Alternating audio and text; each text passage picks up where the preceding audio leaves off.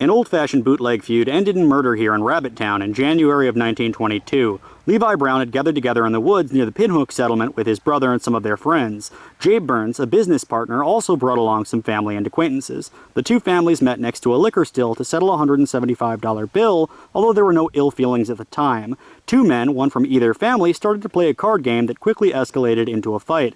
Levi and his brother stepped in to try to stop the argument, but this offended both parties, one of whom, a well-known bootlegger named Jabe Burns, struck him over the head with a club. Levi crumbled instantly, and when the folks gathered around the still saw he'd probably been killed, everyone but Levi's brother and one of Jabe's friends scattered. A short time later, though, everyone reconvened and helped the brother bring the body back to the main road and summoned help. They clearly felt remorse. Jabe Burns was very guilty. He ate at a local cafe and turned himself into the sheriff right after the man showed up in town.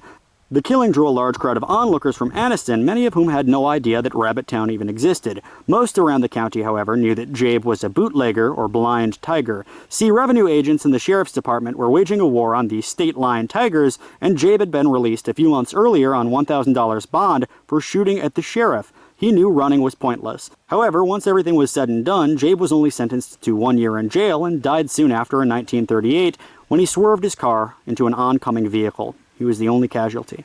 Another murder in town, committed in 1907, years before the killing of Levi Brown, was that of James Burns. This story reads more like an Appalachian family feud. The story goes that hogs consistently wandered off the property of Old Man Mayo and uprooted the Burns' farm. He finally told the old man that if he saw them again on his land, he'd fence them in and not give them back until charges were paid.